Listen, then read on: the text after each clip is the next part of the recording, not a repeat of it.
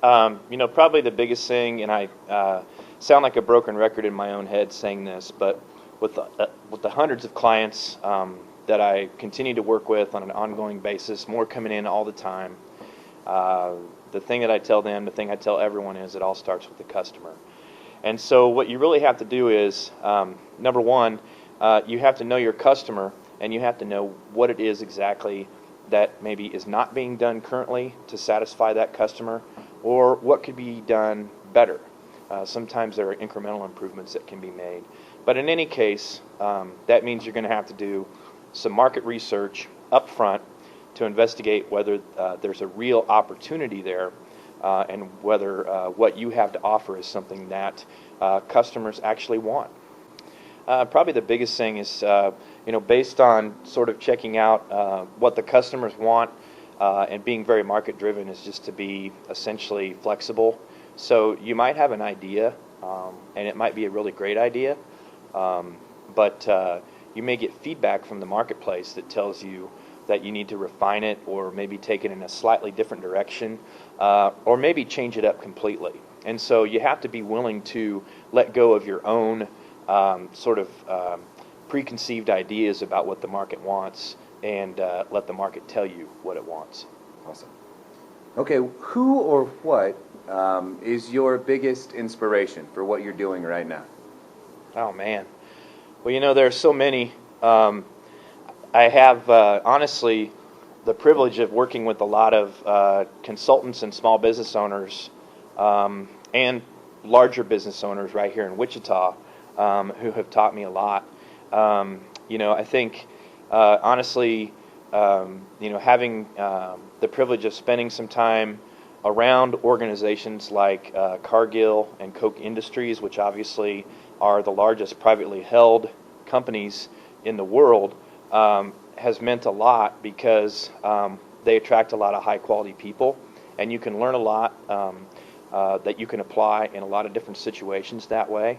And then, the people that I work with that are, literally what you would call the mom and pop shops, I've learned a lot from them. I've learned a lot from working with them, because a lot of the business problems that they have to solve on a day in, day out basis, take just as much energy, and are just as important to them as the ones that are made in multi-billion-dollar companies. What would you say your biggest mistake has been since, or something maybe you regret that you could have done better, that you're not doing now or didn't do since you started doing what you do now?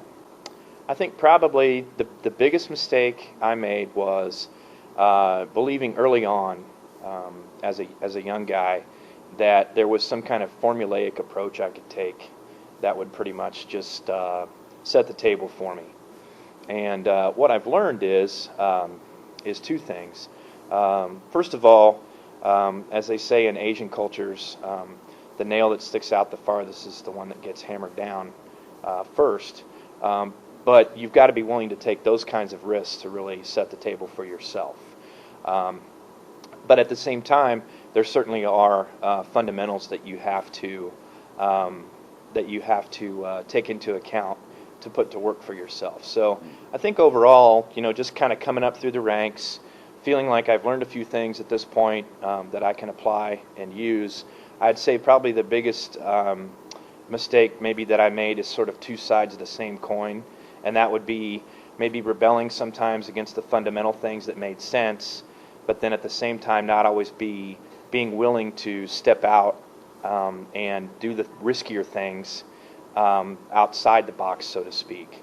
And I think you just have to be able to learn over time to make those decisions of when to do which. My favorite thing is getting to see other people succeed, and honestly, knowing that I played some small part in that.